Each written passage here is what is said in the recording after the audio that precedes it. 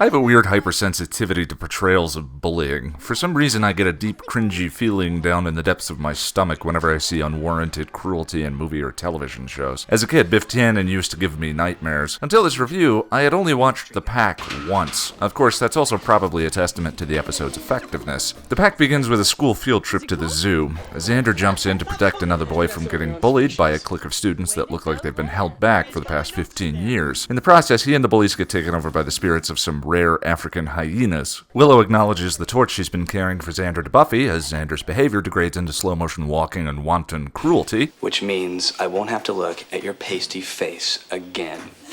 Especially towards Willow. Buffy brings the problem to Giles, who doesn't see anything wrong beyond Xander being a teenage boy, and then Xander and company eat the school mascot. Giles checks the books and discovers the likely animal possession. Meanwhile, Principal Flutie confronts the Xanderless Pack over the mascot murder. That's it! My office right now! And the Pack attacks and eats him. Yes, the possessed students eat Principal Flutie. Buffy searches for Xander at the scene of the hog homicide and gets jumped. Oh my god, Xander, what happened? I hit him. With what? A desk. Leaving Willow on guard duty, Giles and Buffy go to speak to the zookeeper, who says he's known about the magic but hasn't been able to figure out the ritual. Giles supplies the missing piece, and Buffy goes to bait the Pack back to the zoo. Giles figures out the zookeeper was intentionally trying to have himself possessed by the hyenas, and the keeper knocks him out.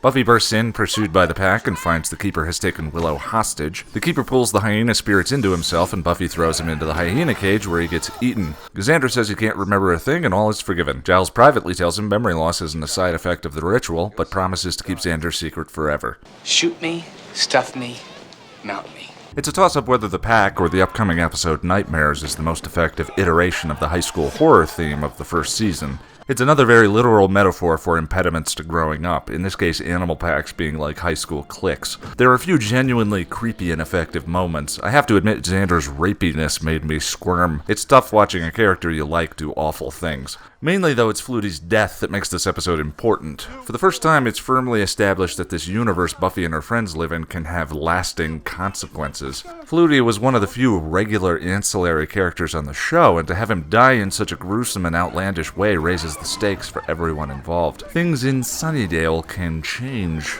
permanently. For what is ostensibly another Xander-centric episode, it's Willow that gets the best character-building bits. To this point, she's been a bit of a hesitant character. Xander's cruelty in this episode devastates her. But in my favorite scene, when an imprisoned Xander tries to manipulate her feelings to escape, we get a glance at the well of her untapped strength and confidence. Well, if I'm so dangerous, how come she left you alone with me?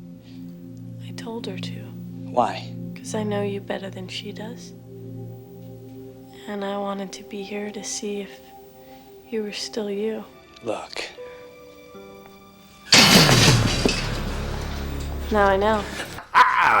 Eat it, Evil Xander! The parallels between Xander's possession by the hyena spirit and demon possession when someone becomes a vampire are kind of interesting. Possessed Xander wasn't with the rest of the Pack when they attacked Flutie because he was tracking Buffy, which means that Xander's wants and desires were in some way still influencing his actions, in much the same way when Jesse was turned in The Harvest. The first victim he pursued of his own accord was his human crush, Cordelia. Does that make Xander then in any way responsible for his actions when possessed? It's a question that will come up over and over again in later seasons. It also raises the question whether or not Xander was aware of Willow's interest in him and just chose to ignore it. Until Willow stops kidding herself that I could settle with anyone but you. I got a little bored with the long slow-motion shots of the roving high school Pack, and the metaphor was a bit on the nose, but the Pack is mostly a decent first-season Monster of the Week episode. For a little while, it reminded me a bit of some of the 80s and 90s teen horror flicks like The Lost Boys.